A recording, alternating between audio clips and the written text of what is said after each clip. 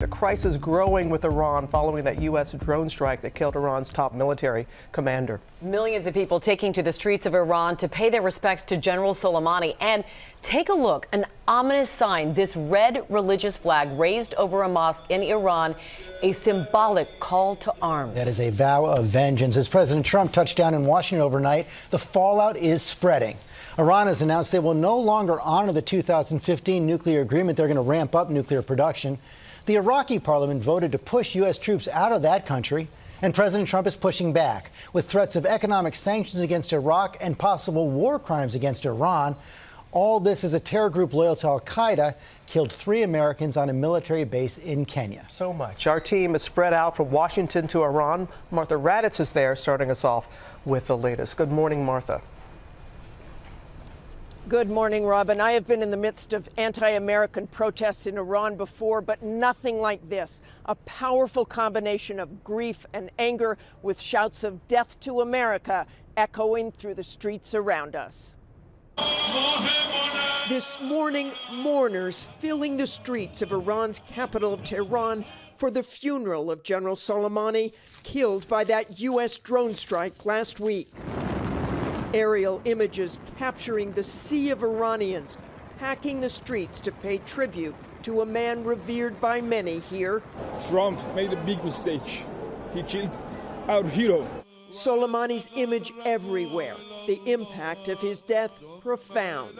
The crowds are massive and emotional. There are many tears here, many signs with Soleimani's picture on them, but the message is also very clear.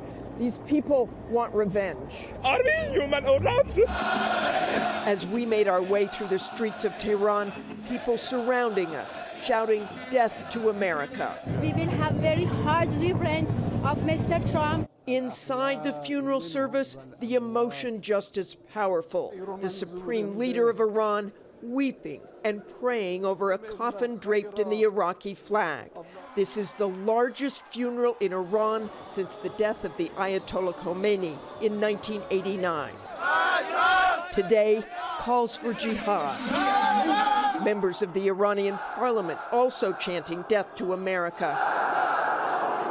And a red flag symbolizing a declaration of war raised above an Iranian mosque on Saturday. Soleimani's replacement as head of the Quds Force calling for revenge. The leader of Iranian-backed Hezbollah saying American soldiers and officers will be going home in coffins.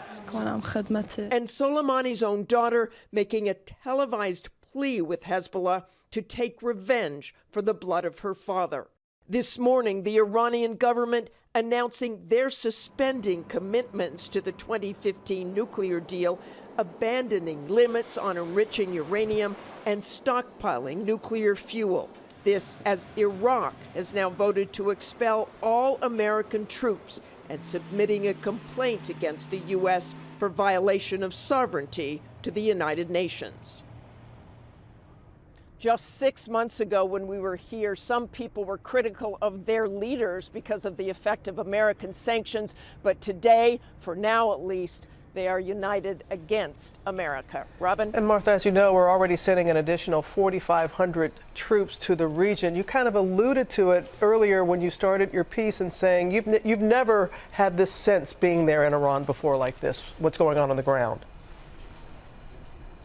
Well, exactly. I don't think people here want an all-out war, but they do want revenge for the death of Soleimani. But the next move is all up to Iran. Robin? Okay, Martha, thank you. Hi, everyone. George Stephanopoulos here. Thanks for checking out the ABC News YouTube channel. If you'd like to get more videos, show highlights, and watch live event coverage, click on the right over here to subscribe to our channel. And don't forget to download the ABC News app for breaking news alerts. Thanks for watching.